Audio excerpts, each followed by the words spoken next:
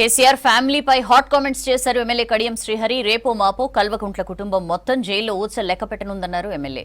10 ఏళ్లలో కేసీఆర్ కుటుంబం తెలంగాణ వనరులను కొల్లగొట్టిందని ఆరోపించారు. లిక్కర్ కేసులో కవిత ఎన్ని రోజులు జైల్లో ఉందో ప్రజలకు తెలుసన్నారు. ఇప్పుడు ఈ రేస్ కేసులో కేటీఆర్ జైలుకెళ్లడం ఖాయమన్నారు.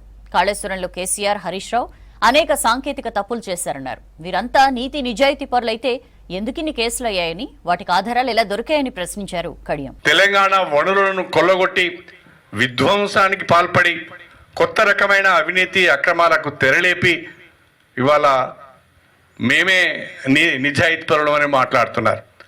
ఎలా మాట్లాడగలుగుతున్నారో నాకు అర్థం కావడం లేదు. నిజంగా ఓసారి ఆశ్చర్యం అనిపిస్తుంది. ఇవాళ కేసీఆర్ కుటుంబంలో, కల్వకుంట్ల కుటుంబంలో లిక్కర్ కేసులో ఇన్వాల్వ్ అయిందని చెప్పి, లిక్కర్ కేసులో కుంభకోణం జరిగిందని చెప్పి సాక్షాత్తు కేసీఆర్ బిడ్డ కవిత గారు ఢిల్లీలో తిహార్ జైల్లో ఎన్ని రోజులు ఉన్నదో మనందరికీ కూడా తెలుసు.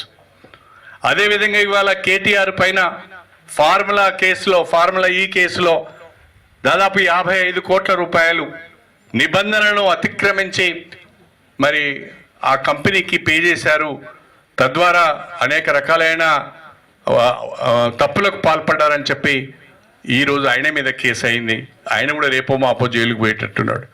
కాళేశ్వరం ప్రాజెక్టు విషయంలో కేసీఆర్, హరీష్ రావు గారు అనేక రకాలైన సాంకేతిక పరమైన ఇతరత్ర తప్పులు చేశారు.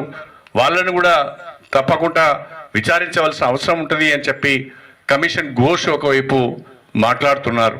కల్వకుంట్ల కుటుంబంలో ఉన్న కేసీఆర్, హరీష్ రావు, కేటీఆర్, కవిత అందరూ కూడా వివిధ రకాలైన కేసులలో ఇరుక్కొని జైలు ఊచలు కొంతమంది లెక్క పెడితే రేపు మాపో జైలు ఊచలు లెక్క పెట్టడానికి మరికొంతమంది సన్నద్ధమవుతున్నారు. నేను అడుగుతున్నా, ఒక్క కేసీఆర్ కుటుంబం మీదనే ఇన్ని ఆరోపణలు ఎందుకు వస్తున్నాయి? నిజంగా మీరు నీతివంతులైతే, నిజంగా మీరు నిజాయితీ పరులైతే ఇన్ని రకాలైన ఆరోపణలు మీ మీదనే ఎందుకు వస్తున్నాయి? ఇన్ని రకాలైన సాక్ష్యాలు మీకు వ్యతిరేకంగా ఎందుకు లభ్యమవుతున్నాయి?